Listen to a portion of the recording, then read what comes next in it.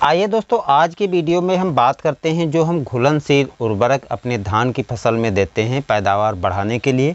इसको हम सही तरीके से कैसे यूज करें, जिससे जो हम गलत तरीके से या कहीं कोई उर्वरक किसी टाइम पे कोई उर्वरक डाल देते हैं, जिससे उसका लाभ भी इतना अच्छा नहीं मिलता है और हमारा पैसा भी खर्च हो जाता है और जो हमको बेनिफिट मिलना चाहिए, जो रिज़ल्ट आने चाहिए वो नहीं आते हैं। तो चलिए हम इस पर डिटेल से बात करते हैं। तो यदि आप इस प्रोसेस को करते हैं तो निश्चित ही आपको इसका पूरा फ़ायदा मिलेगा और जो आप गलत तरीके से यूज करते हैं उर्वरकों का, उससे भी बच जाएंगे और आपको इसका फ़ायदा भी पूरा होगा। नमस्कार दोस्तों, मैं सतीश, आप देख रहे हैं STR खेती। चैनल पर नए हैं, सब्सक्राइब जरूर कीजिएगा। दोस्तों, जो धान में बालियां निकलने की अवस्था आती है, यानी कबोड अवस्था जिसको बोलते हैं, क्या आपको पता है कि जब कबोड अवस्था में धान आता है यानी बालियां निकलती हैं, उसके लगभग 1 महीने पहले ही बालियां बनना चालू हो जाती हैं। बाली बनने की प्रोसेस जो है 1 महीने से धीरे धीरे बनना चालू हो जाती है और जब बाली निकलती है तब बाली अंदर पूरी बन चुकी होती है, उसके बाद ही बाली निकलती है।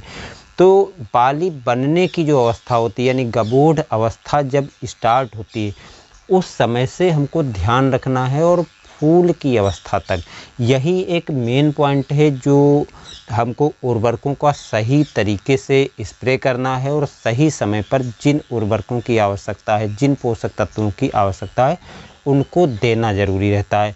अब इसी में यदि हम गलत तरीके से गलत कोई उर्वरक दे देते हैं, जिसको देना चाहिए उसको नहीं देते हैं और दूसरी उर्वरक दे देते हैं, या उल्टे पुल्टी चीज़ें मिला करके कहीं ग्रोथ प्रमोटर मिला दिया, कहीं कुछ मिला दिया, कहीं कुछ मिला दिया और डाल देते हैं, तो पैसा भी जाता है और फ़ायदा भी नहीं होता है, कभी कभी इसका नुकसान भी होता है। तो वीडियो पूरा देखिएगा, आपके लिए एक काफ़ी अच्छी इन्फॉर्मेशन है। आप यदि इस वीडियो को देख लेते हैं तो आपको कहीं पर कोई तलाश करने की ज़रूरत नहीं, सब कुछ समझ में आ जाएगा। वीडियो थोड़ी लंबी हो सकती है, लेकिन मैंने सोचा दोस्तों आपको एक अच्छी जानकारी इस वीडियो के माध्यम से दूं, जिससे आप इस तरीके से उर्वरकों का यूज करके पूरा फ़ायदा उठाएँ, यानी पैदावार बढ़ा सकें। तो चलिए टॉपिक नंबर 1 पे बात करते हैं। अब टॉपिक नंबर 1 क्या है दोस्तों? जब बाली बनने की अवस्था होती है, जो बाली बनने की प्रोसेस होती है, उस समय होता क्या है कि हमारे धान की फसल हो या कोई दूसरी फसल हो, जिस समय बालियां बनना चालू होते हैं या फूल आना चालू होते हैं, फल बनने की प्रोसेस होती है, उस समय आवश्यक पोषक तत्वों की आवश्यकता सबसे अधिक होती है, क्योंकि उस समय पौधे को अपने लिए तो भोजन चाहिए ही, लेकिन उसके साथ साथ जो बाली का निर्माण हो रहा है उसके लिए भी पोषक तत्व चाहिए होते हैं। तो आपको 50 से 55 दिन की धान पे जो सूक्ष्म माइक्रो न्यूट्रिएंट्स होते हैं उनकी पूर्ति कर देना है और उसके बाद जब बाली बनने की यानी गबोड अवस्था की प्रोसेस शुरू होती है, उस समय आपको ये उर्वरक जो है दे देनी है, जिसमें फास्फोरस और यूरिया और सल्फर, ये 3 मुख्य उर्वरकों को देते हैं। जिसके पहले आपने माइक्रोन्यूट्रिएंट्स की पूर्ति कर दी है तो आपको बस यही 3 उर्वरकों को देना रहेगा।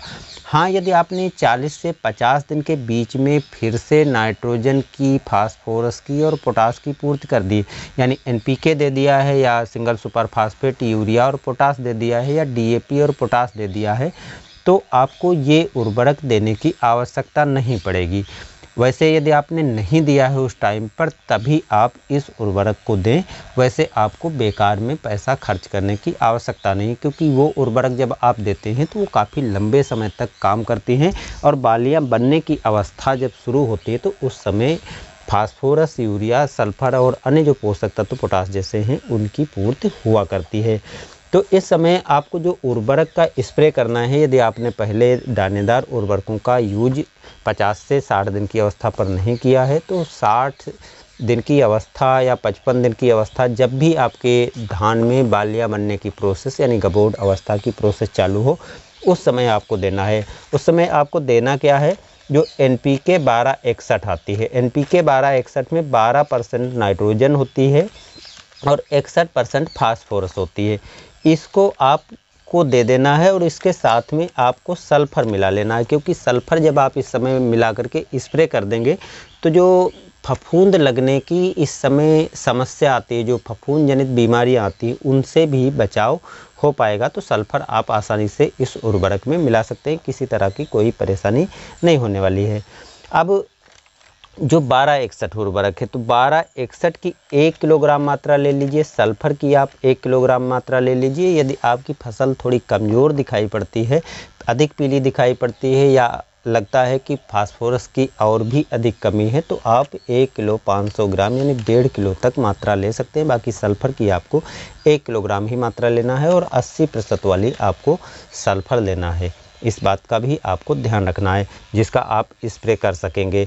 अब इसको आपको स्प्रे कर देना है। स्प्रे करने का समय भी आपको ध्यान रखना है, यानी जब धान में बालियां बनने की प्रोसेस चालू हो उस समय से लगा करके बालियां बनने तक, यानी बालियां जब बन चुकी हों उस समय तक कर दें। जितना जल्दी संभव हो उतना जल्दी कर दें, उतना ही आपको अच्छा फ़ायदा मिलेगा। फ़ायदा क्या मिलेगा, चलिए हम दोस्तों इसके बारे में भी थोड़ा आपको बता देते हैं।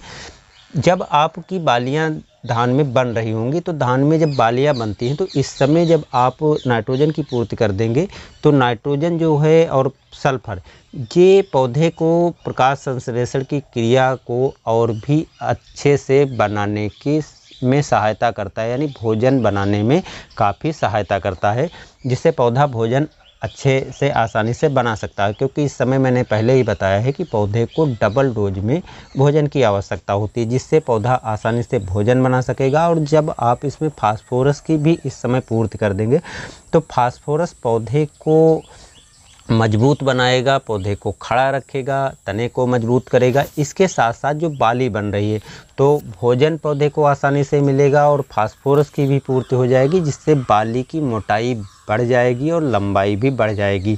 बाद में बालियां बन चुकी होती हैं, तो बन चुकने के बाद यदि आप इस फार्मूले को यूज करते हैं तो कोई फ़ायदा नहीं होता है, क्योंकि बाली बनने के बाद बड़ी नहीं हो सकती। जितनी प्रोसेस अंदर होगी बनते समय, जितनी बाली लंबी बड़ी बनने की भराव हो जाएगा, उतनी ही बड़ी बाली होगी। बाद में आप बाली की लंबाई तो बढ़ा सकते हैं, लेकिन बाली में दाने का अच्छे से भराव नहीं कर सकते हैं, दाने में अच्छे से संख्या नहीं बढ़ा सकते हैं। तो ये बात आप समझते होंगे। तो इस समय जब आप स्प्रे कर देंगे तो बाली की मोटाई भी बढ़ेगी और बाली की लंबाई भी अंदर बढ़ जाएगी, जिससे जब बाली निकलेगी तो आपके खेत से लंबी और मोटी बाली निकलेगी, जिससे आपके जो धान हैं वो भराव जब होगा तो अच्छे से भराव होगा, मोटा दाना बनेगा। तो इसलिए आपको ये उर्वरक इस समय दे देना है। अब जब बाली निकल चुकी हो या निकलने के तुरंत पहले की जो प्रोसेस होती, उस समय भी आपको उर्वरक देना रहता है। तो यदि आपको एक बात ध्यान रखना है, यदि आपने पहले मिट्टी में उर्वरक दे दी है दानेदार वाली, तो आपको इस समय जो है 13-0-45 ध्यान रखना है, 13-0-45 का स्प्रे करना है। 13-0-45 का स्प्रे करेंगे, क्योंकि इस समय पौधे को फिर से वही बता रहे हैं कि भोजन की बनाने की प्रोसेस में अधिक आवश्यकता होती है। पौधे का थोड़ा हरा रहना ज़रूरी होता है, जिससे भोजन आसानी से बना पाए और दाने का भराव अच्छे से हो पाए, नाइट्रोजन की कमी ना हो पाए। तो 13-0-45 का आप स्प्रे कर सकते हैं, या स्प्रे किया है 1261 का, तब भी आप 13-0-45 का स्प्रे कर सकते हैं। लेकिन यदि आपके खेत में पौधा हरा भरा है, किसी प्रकार की नाइट्रोजन की कमी नहीं दिखाई पड़ रही, तब 13-0-45 की जगह पर 0-52-34 का स्प्रे करें।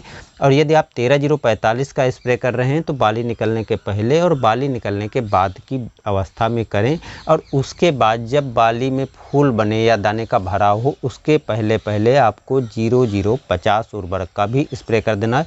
0-0-50 उर्वरक में जो है सल्फ़र भी साथ में होता है, तो वही चीज़ हम फिर से बताएंगे। जो फफूंद जनित रोग लगने का चांस बनता है वो नहीं लगेगा, और सल्फ़र की भी पूर्ति हो जाएगी, फास्फोरस की भी पूर्ति हो जाएगी, पोटास की भी पूर्ति हो जाएगी। लेकिन यदि आपके खेत में 1261 आपने पहले नहीं स्प्रे किया है या उर्वरक नहीं दी है, और बाली निकलने की अवस्था में आपका धान आ चुका है या बाली निकल चुकी है, उस कंडीशन में आपको जो उर्वरक यूज करना है वो 0-52-34 यूज करना है, यदि आपके खेत में नाइट्रोजन की कमी नहीं दिखाई पड़ती। यदि नाइट्रोजन की कमी दिखाई पड़ती तो सबसे अच्छा है कि 13-0-45 या 1261 ले लीजिए और 13-0-45 ले लीजिए। 1261 और 13-0-45 ले लेंगे तो नाइट्रोजन की भी पूर्ति हो जाएगी, फास्फोरस की और पोटास की, तीनों तत्वों की पूर्ति हो जाएगी।